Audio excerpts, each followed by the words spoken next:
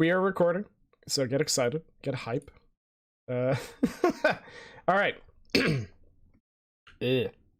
My little, my little pony. Oh man, no, I can't sing. All right, that's going in the outtakes. I hope you know. I hope so. All right, welcome to Chat with the Rat, where we're talking with Azure the Electroshark. Hello. Hello. So go ahead and take your time. Introduce yourself. Tell me all about the shark. What's up? Hello. I am a fish. All right. I'm a fish with an obsession with music and art. Okay. This stuff has made my life what it is. For better or worse, I cannot escape my fate. I've tried, but it just keeps sucking me in. It's like video games, but worse because it's this productive. Anyway, I like the idea of you desperately trying to get a desk job, and it's just like, nah, I gotta keep making music. You keep getting sucked in. Hey, I didn't say that that's false. It sounded correct. That's right. Help me. Free me from my prison. You're gone. You're done. You can't do it. This is your fate. Mind. It's been written on the tapestry. I have no choice. Unfortunately. All right, so let's talk about gaming, because we're primarily gaming. We'll get to the more important stuff later. What game Nothing's more important than gaming. That is true. We are gamers here. What games have you played recently, or like anywhere in your life that you thought was like influential or memorable, or like what's important to you? Tell me about it. Tell me about your life. Tell me about your gamer career. You want to hear about Dwarf Fortress, or do you want to hear about Half-Life? Oh god, give me both, because that's not what I was expecting, and I'm so excited. What were you expecting? I don't know. Like I was expecting to say, oh yeah, I grew up playing Mario and was the coolest thing. No, you're going hard. So let's go hard. What you got? Go for it. No, I'm way deeper than you. Did you not know? I didn't know. No, you couldn't have known. Okay, so listen, I'm not just a musician. I am an obsessive gamer that has been. I replaced my urge to play video games with art and music. And the amount of I am very disciplined when it comes to video games, and now I'm trying to apply it to something a little more productive. Okay, well let me tell you about Half-Life. It's got some kick-ass music. It's got, kick-butt music. You can cuss. I cuss all the time. You're fine. It's got some kick-butt music, okay, and they use these flangers that make this really interesting. Oh, it's phasers too. So this makes this kind of futuristic. This rhythmic frequency stuff. Yeah. So it sounds really cool, and it's got nice music, and I love it, and it's super cool. And I also watched Freeman's Mind because of it, which was hilarious. Oh my god, Freeman's Mind. Yeah, that's a good fucking series. Yeah. So Freeman's Mind, Half-Life. I can understand why you're interested in the music side of that, and Half-Life in general is just a classic. Don't talk about Zen, but everything else is cool.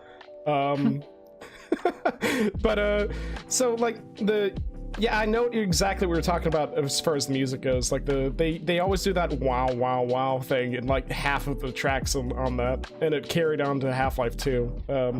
But what about Dwarf Fortress? What got you into Dwarf Fortress? I've been playing Dwarf Fortress longer than I've been playing Half-Life. Okay, it's understandable. So Dwarf Fortress is essentially a life simulator. It simulates a fantasy world that I think of it as an analogy for humankind. You may fail, right? And you may lose your villagers, you may lose your dwarves in some tragedy. But because you are outside of everything, essentially, I like to think of it as you are nature, right? You are nature. And as nature, you can try and try again, even if your humans fail over and over. So essentially, you could say you're playing natural selection. Sometimes the dwarves just drown in like an inch of water. I understand. Yeah, but it's not just when you retire your dwarves or when they die. essentially, it's not the dwarf that failed, but your management of the dwarves.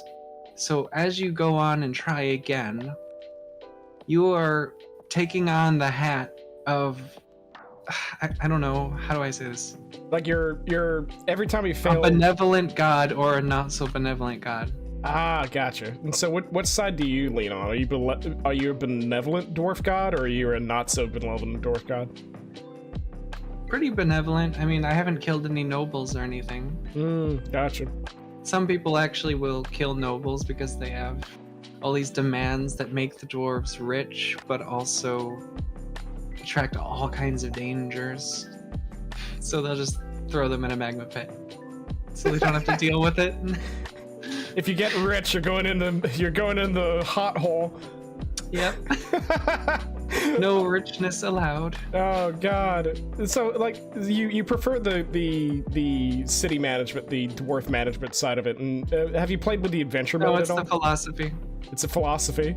The philosophy that I love, because it's got engravings of a bunch of history and all these things, and like even the process of your dwarves getting smarter and better at things as they work over and over. It reads like what the real world actually is. Yeah, Tarn Adams really figured out how to make a game, and it bothers me to this day that it's that good. Got a bunch of ASCII graphics, don't worry, everything else is cool. Yeah, it's the ugliest game in the world, but at the same time, it's the most beautiful one in the world. Oh, God.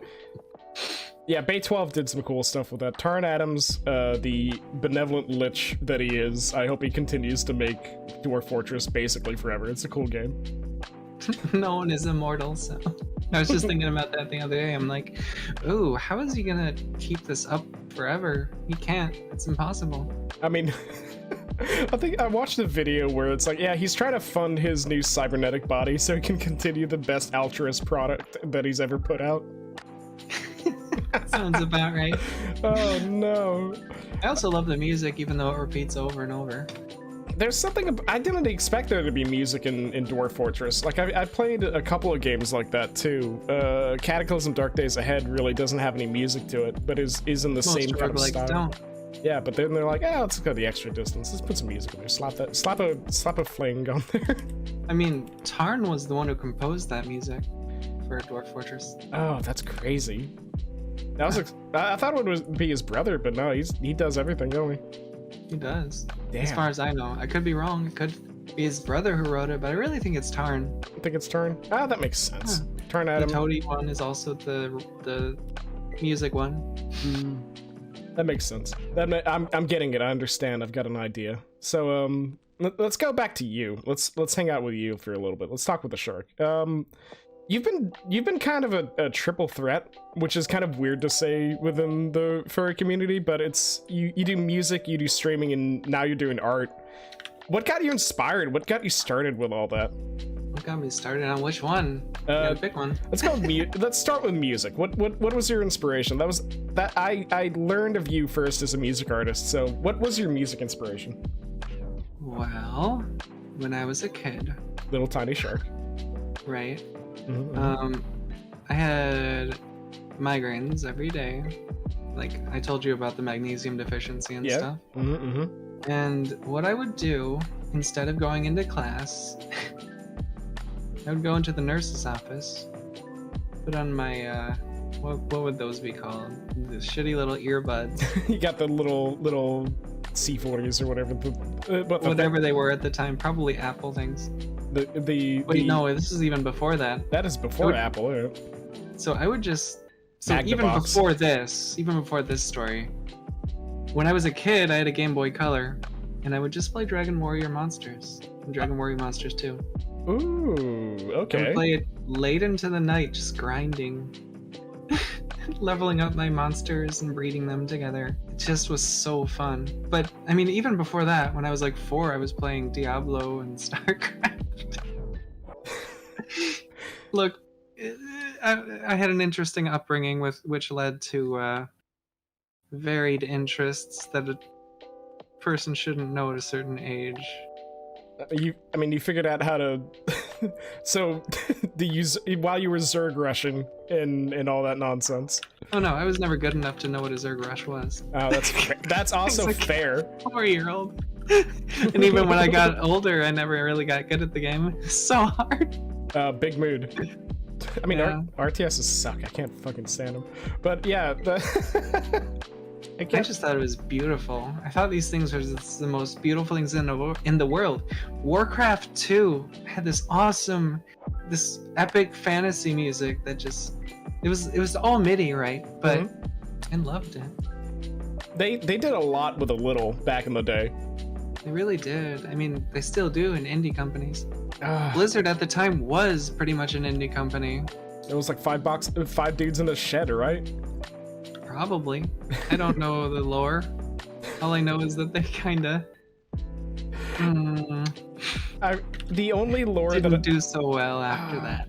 The only thing that I know about Blizzard lore is they got so intimidated with a pre-rendered like thing on their everything. Like it was a pre-rendered thing at like E4 or something like that, and they swapped everything around and made StarCraft because they got so intimidated on a pre-rendered thing, and it turned out that game wasn't like that at all.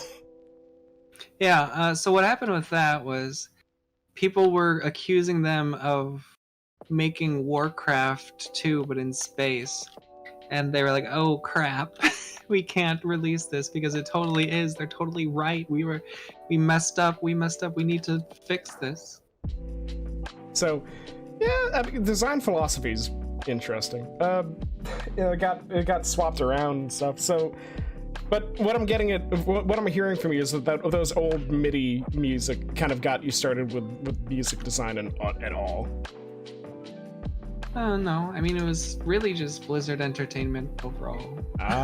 So it's MIDI. Okay, so it's Blizzard's. I mean, they did really fucking good on the Star Trek soundtrack. Diablo was quite special. I think musically, there was a great composer that wrote with a 12-string guitar, Matt Ullman. Very interesting musician.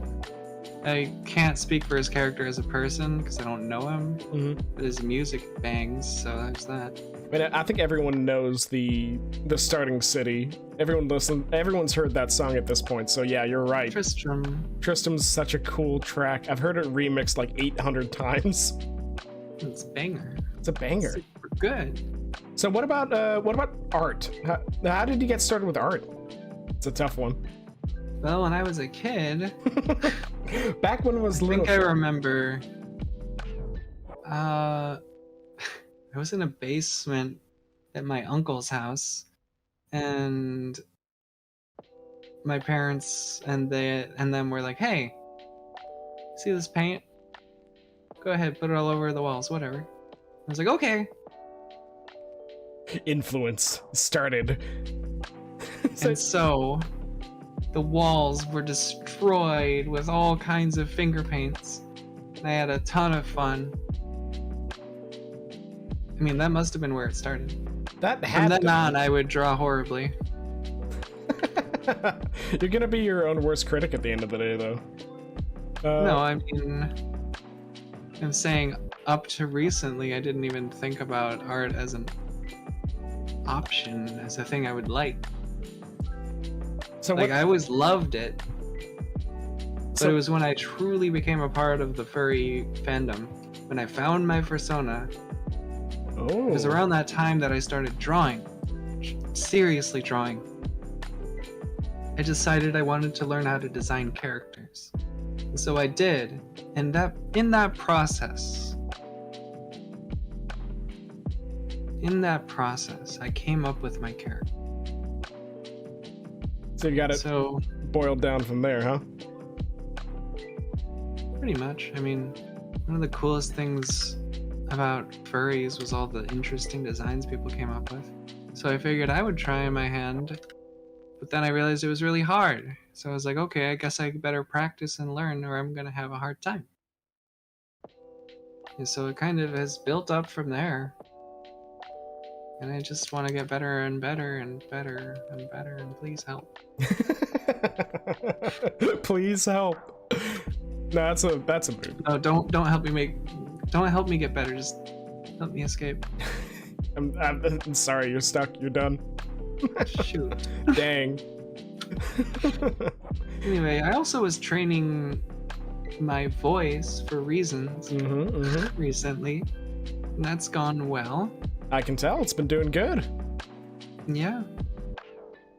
And you've got your voice training has been stellar. It's very much a different personality than you had before. So A+, well done. No, it's my real personality. It's a real personality. Finally. Not hidden. out right, out good. in. Ah, wow. That's good. I like that. But so what got you started? You started streaming too. I think not too long ago. Is that still just a hobby, or are you trying to go big? I'm trying to go big. You want to be the big shark. I mean, at this point,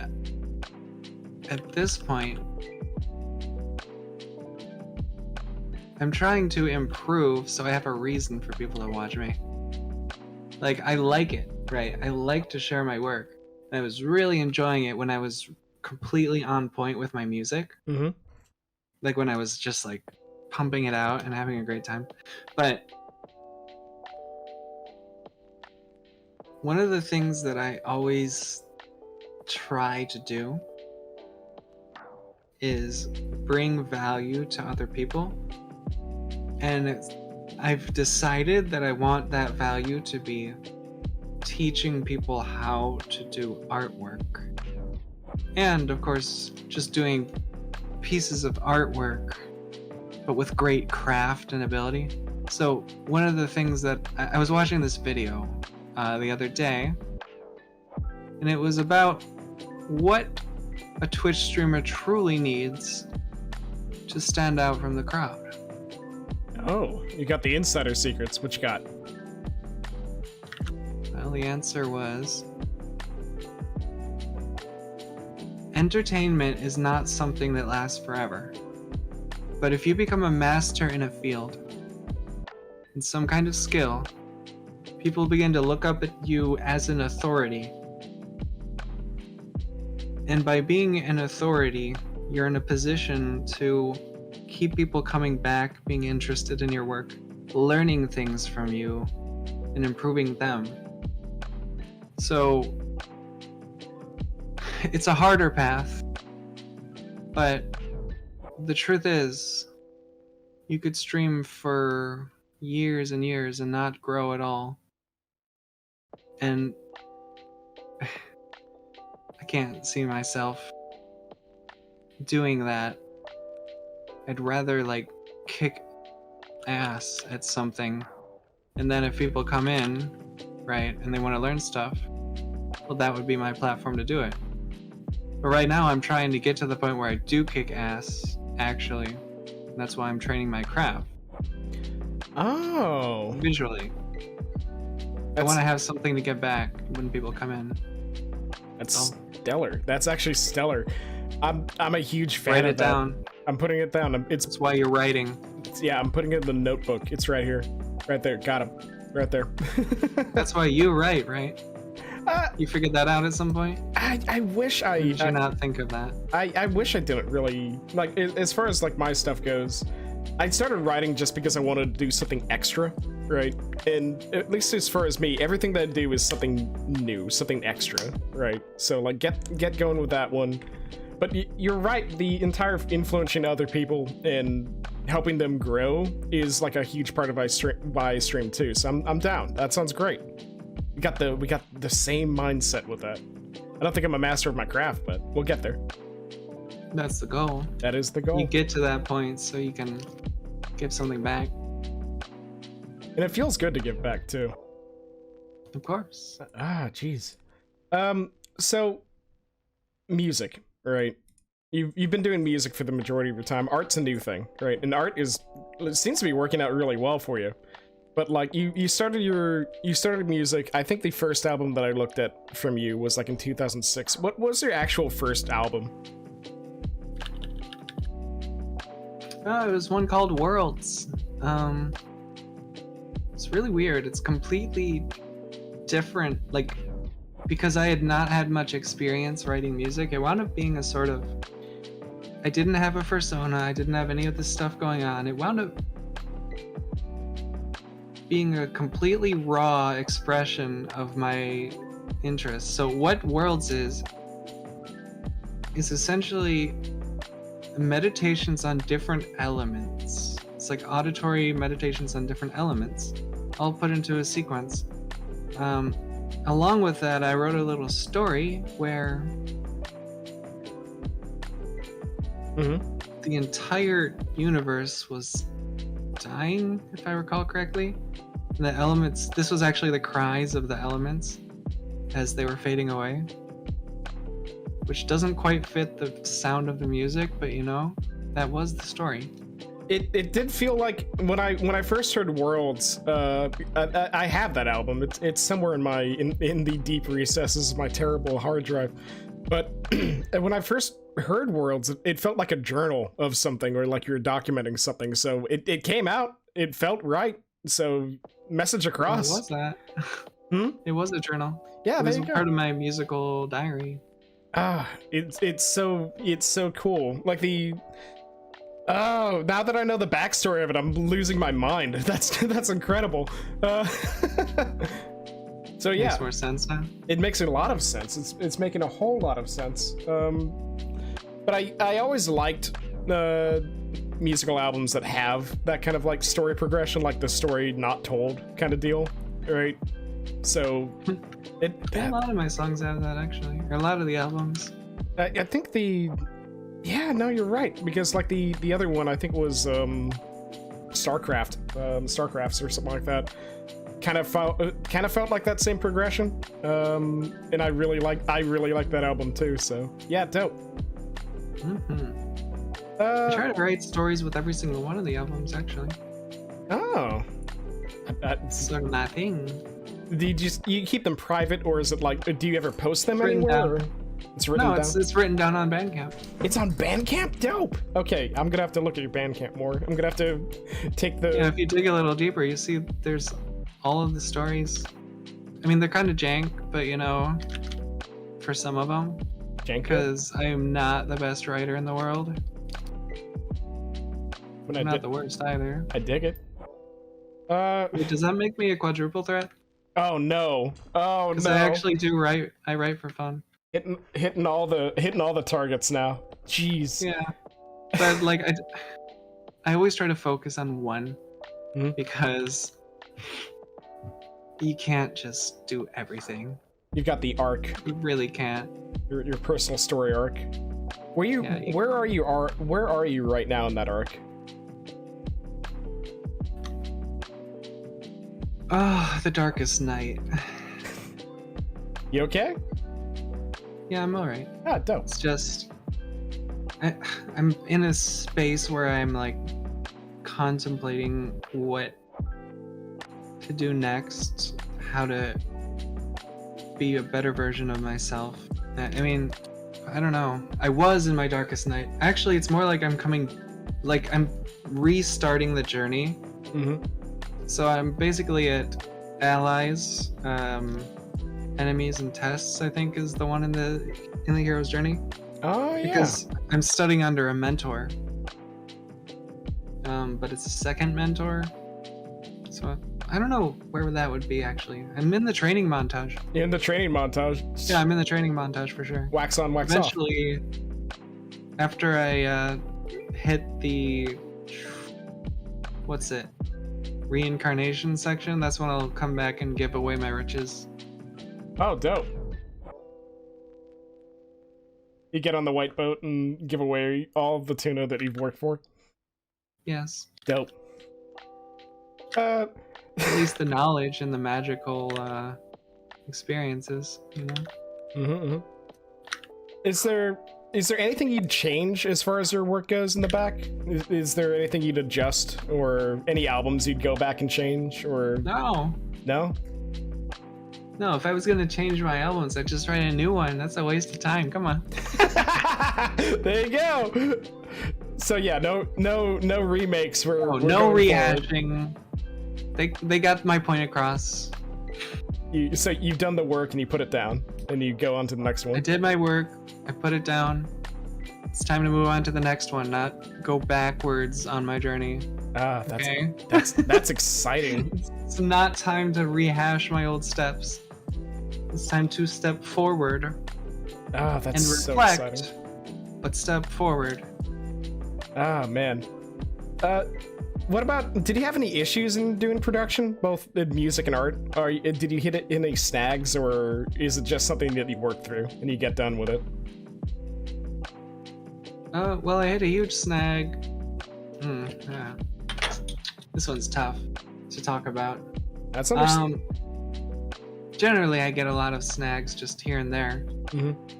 But recently, I've been a lot better because magnesium really kicked my butt into high gear, and vitamin D because I was deficient in both. But if I had to say a true snag, Mm-hmm. it was probably when my actual mentor passed away. Like something out of the hero's journey. Oh no, it is actually a hero's journey. Yeah, no, seriously. Oh no, there's a lot of layers to the shark. Oh no. Yeah, so I went with my friend Dojukai. Mm-hmm. Mentor, friend, teacher, peer, to MFF this year, and he wound up passing away on the way back in an accident. Oh no. But I had worked with him for an entire year, and he taught me everything he knew about art. Also, I wrote some music for him, of course. Both while he was alive and after he passed away. It's understandable. Little bit of a remembrance kind of deal. I got it. Yeah, but also I had made some stuff as a gift. Oh, that's exciting. And I did a commission for him as well. Oh. He wanted to rap over it, but we never got around to it. No. Oh, that sounds so dope. So he rapped too? Occasionally. He liked to freestyle, but I got you. we never got around to it. Because we were so busy studying art. But yeah. Too much work in the way, I got you. Mm-hmm. Well, what can you do? So let's talk about the shark. Mm-hmm. While I was at MFF with him, we actually sold some physical CDs with the artwork that he made for it.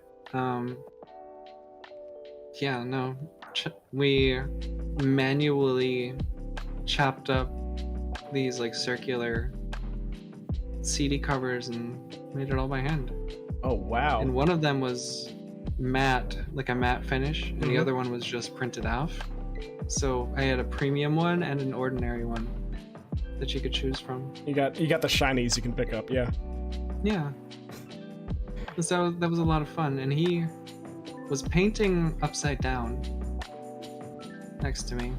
Upside down? Like, you mean, was the canvas upside down, or is it just... The canvas was upside down while we were at the selling booth, and he was painting in values after doing line art live upside down, and that got him a lot of commissions.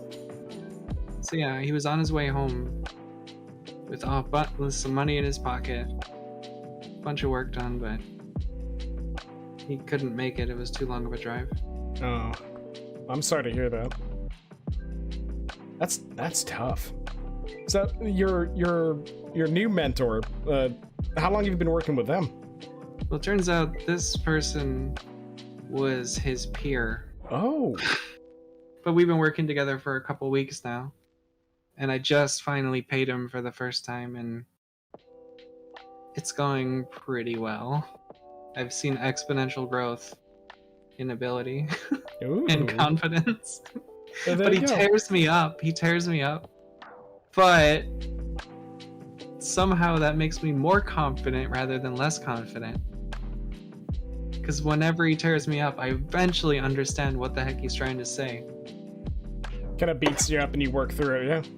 Yeah, essentially. Incredible. Wow. And so, like, your art has been going very well for you, I imagine. I'd say so. Mm-hmm. So, commission me sometime. I'm shilling myself. Oh yeah, commission Azure the Shark. They do good work. They'll especially if you got a shark or other things, they'll do anything.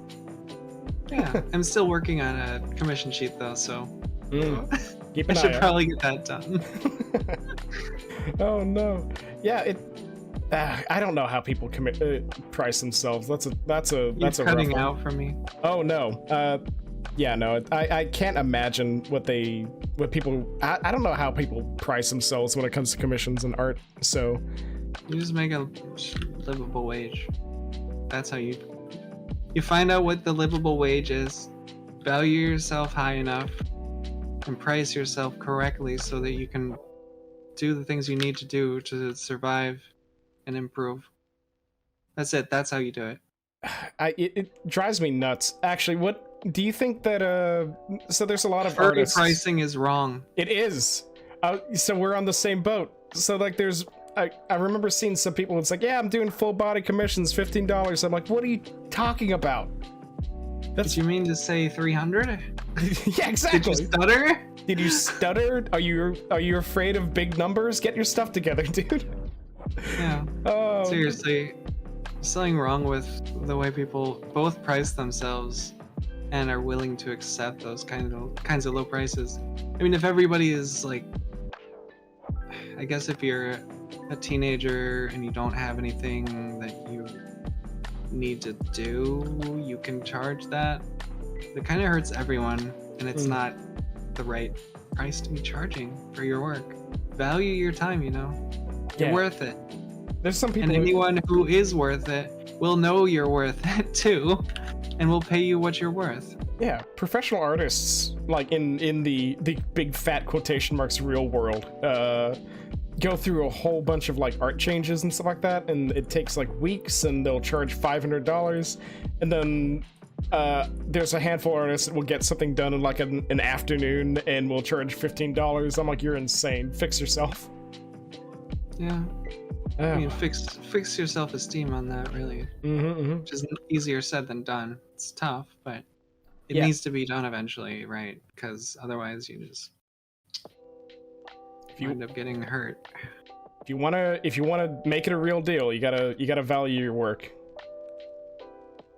That's how it is. How it is. How about let's talk about the shark. I'm feeling pretty good about the shark. So a lot of people go through design changes when they make their personas, and they make huge adjustments and color changes and as time goes by. Yours is really consistent. I don't think I've seen Azure go through a lot of design work, but like, has Azure gone through design changes or mild ones? Mild ones. What's your favorite part about the shark? I mean, the whole design was based on the things that I love. At least at the time, a lot of it was nods to like sine waves, square waves, triangle waves, musical things. And I also love cyberpunk, so like it was only natural to include those in our design. That being said, I'm totally feeling a design change. Ooh. Coming up soon. Is that the Iron Shark that you've mentioned a few times, or is that a phase? Well, I mean, it's just a separate sort of thing. So I'm probably not going to go into detail on Iron Azure, but essentially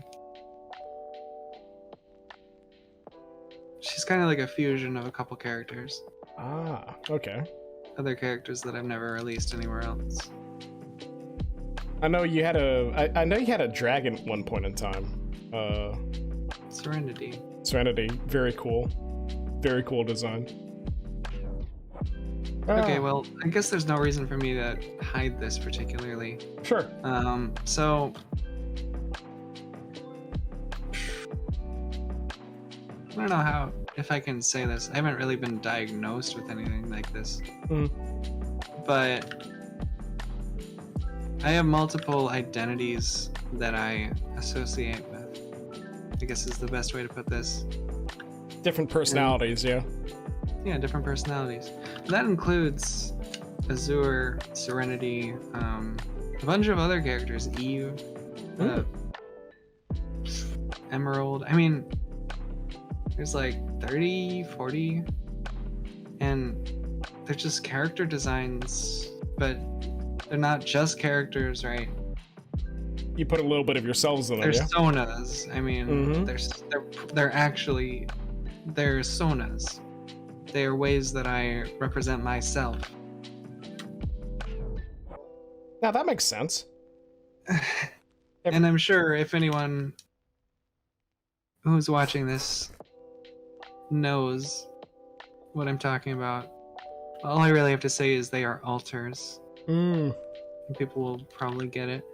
I dig it. They're in the know. That's something that's passed around in the furry community quite a bit. I get it. I understand What's entirely. that? Oh, the altar thing. I've heard it a few times. Yeah. Plurals and such. It's cool. I like it. All right, and then in that case, yeah, no, they're just my altars.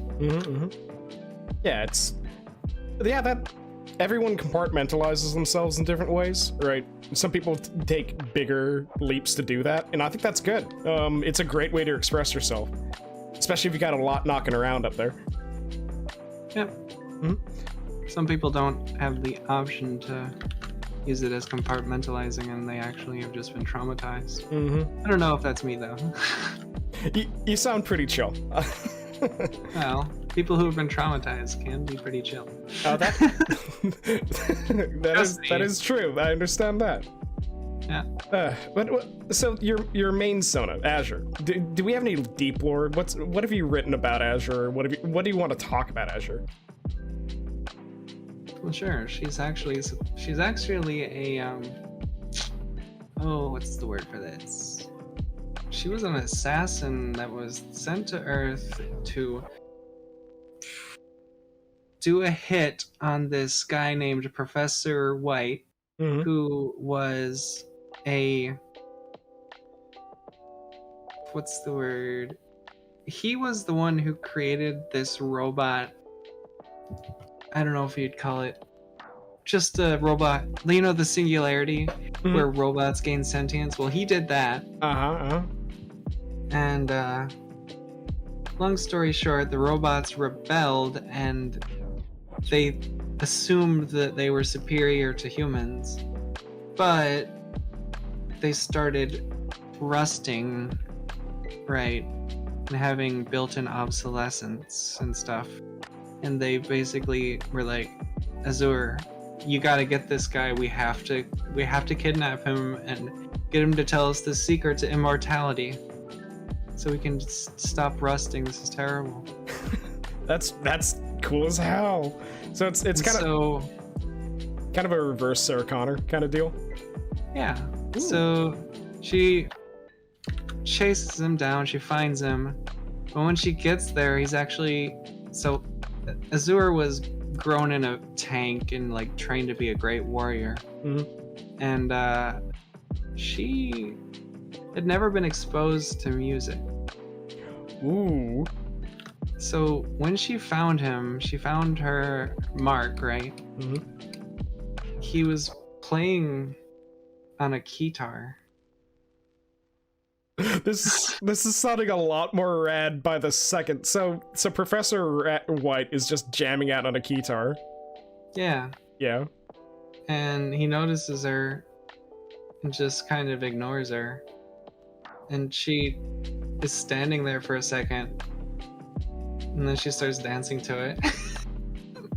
What a jam! So what winds up happening is she defects to his side and learns under him all of the music information that he's got. Oh, that's so cool. Oh, jeez. Okay, so Serenity is sent to chase her down. Oh, okay. I was wondering where that was gonna come in. Yeah. And she ultimately winds up defecting and they become a dynamic duo. But a third person named Ruby, who I haven't drawn much, actually winds up both taking down Serenity and Azure and kidnapping the professor. Oh no, drama. Okay. Yeah, but so they wind up going to the professor, or going to this guy named Scar. Ooh. Who is the robot overlord. And basically, he talks with Professor White and asks him why he didn't give them immortality. And he winds up saying, or like, give us immortality. Why don't you just give us our freedom to live forever? And he said, I couldn't. It was impossible. I tried so hard, but there was just no way. So everyone just wound up rusting over time. Maybe not just rust, but you know. I gotcha. Rust is like what they call it. Yeah, but it's really like microchips going, like fading away over time and just... I mean, eventually I guess the robots could just replace everything, but at some point they would just completely lose who they were. Ooh. So it makes you wonder if humans just replace every part of their body. Are they still human? Are they still themselves? So it's that Shipathesis conundrum that was... I think that's what it's called. Have you heard that conundrum? I must have, because it's the same concept. Yeah.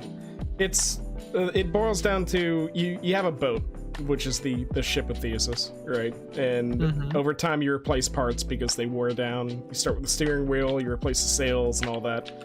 The question is that if you replace all those boats, is it the same boat? If you replace all the parts, is it the same boat? And then if someone were to make another boat out of the parts that you replaced, which one's your boat? Yeah, that's the question. That's so cool. That is the question. Okay, so you've definitely hit like a lot of what I super enjoy in fiction very quickly, so that's dope as hell. Have you ever played a... But I never wrote this stuff down, so that's not that useful. It's in the ether. You got it. Now it's somewhere. It's recorded. You got it. It's recorded. We caught it, yeah. Oh, damn. Special right here. So have you played Eclipse Phase at all? That kind of reminds me, like it's a tabletop RPG. No.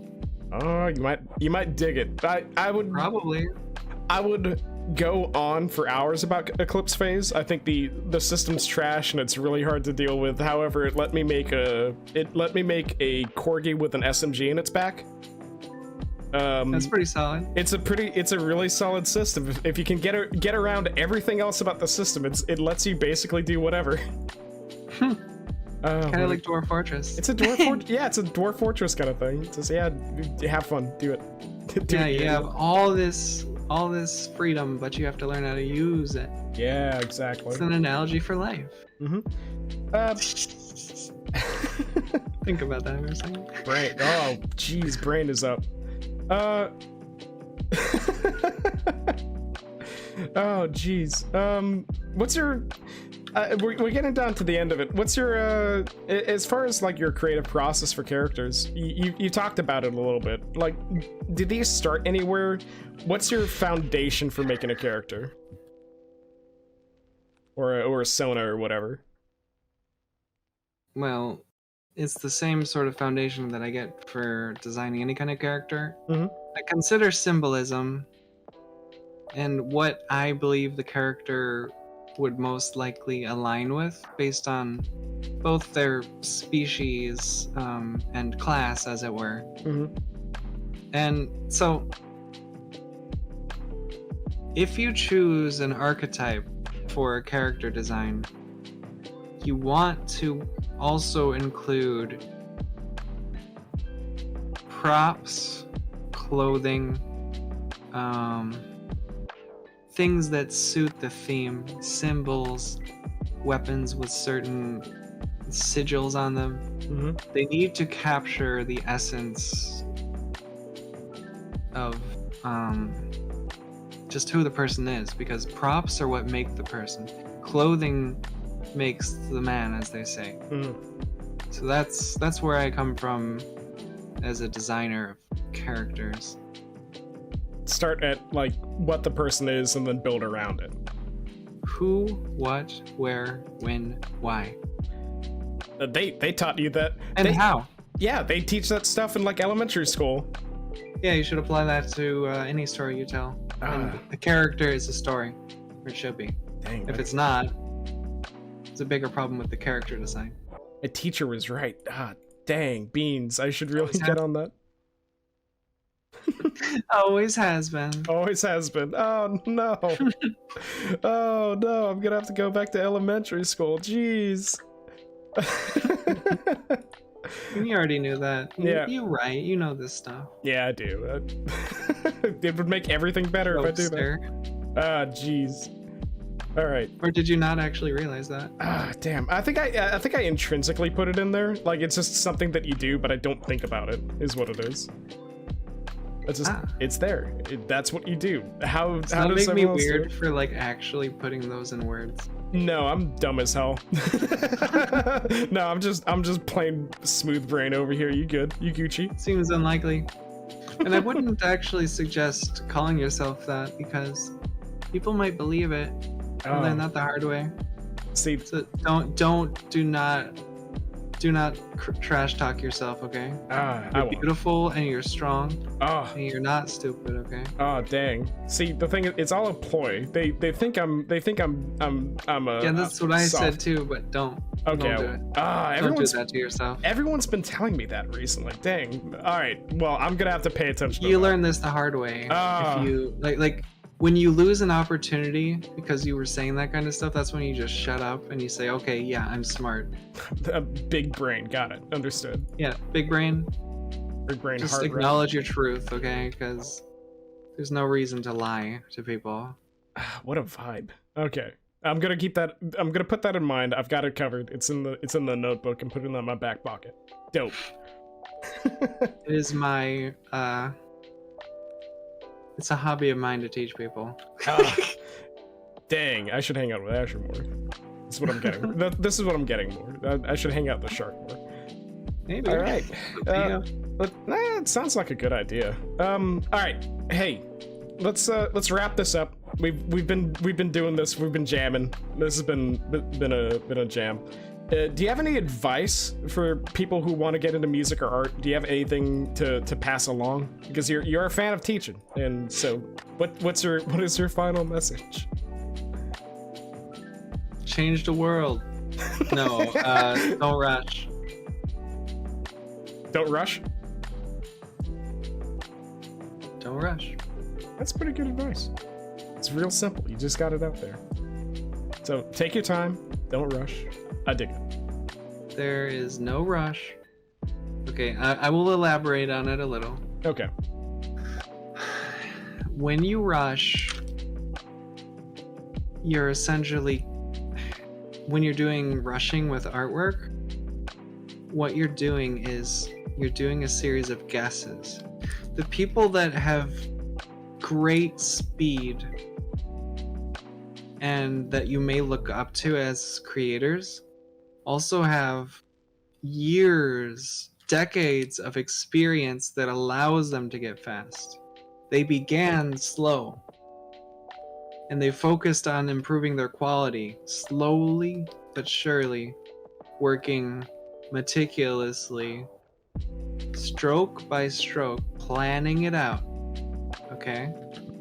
It is very destructive to yourself and your ability to not take your time. So you're saying these professionals have the years to make these educated guesses when they built things out very quickly. They're not rushing. They've done it for They're not guessing anymore. They're not guessing. Oh. Yeah, the other one is don't guess. So just ask if you're not sure. Look it up, find out. Check your sources too, because you don't know who you're listening to, especially if you're getting that information from online. So like, improve your taste in the mentors you seek out, I suppose. Not like as people, but just like content creators, okay? Because there's a lot of information and a lot of it is fluff.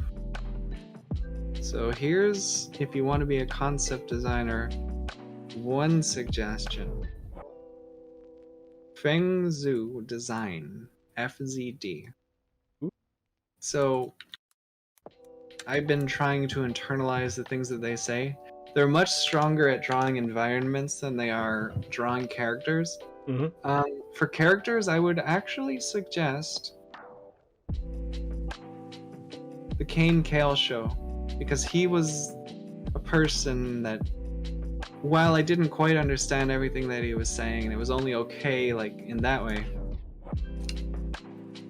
No, actually, a lot of the stuff he said was great. He is a character concept artist, Kane Kale. So KNKL show. You can find all sorts of really good information if you watch his things and you're patient. It takes time to get concepts out. So don't rush. Be patient in your reading, viewing, learning, studying. And just try your best. There you go. And don't call yourself stupid. That's my advice. I'll put that on my back list. I understand now. Good. Excellent. Well, thank you very much, Azure. I very much appreciated talking to you. This was very exciting, actually. I like My Little Pony. Because of the symbolism. It's good Of the symbolism. characters. I watched like I think the first like 3 seasons, and I was like, oh damn, this is not just a kid's show. Damn. Oh, yeah, that's actually one last little bit about symbolism. Ooh. My Little Pony is a great study on symbols and personalities and archetypes and how you can blend them all into a really simple character. Take Twilight Sparkle. Her cutie mark is sparkles, which implies magic. She is magical, and so on and so forth. Pinkie Pie, balloon, crazy party. Point is, apply that kind of information to any stuff you design, and you'll be in a good spot. Ooh. Incredible. Symbols are your friend. Symbols are a friend. Symbolism when making characters or really absolutely anything, actually. Well, again, thank you very much, Azure. This is great. Sure, I'll let you get going. Nah, we Gucci. Alright. Alright. Yeah, that was Azure the Shark. This was a chat with a rat, and we are gonna end up. We're gonna finish up. This has been great. Have yourself a great day, and stay salty. Stay salty.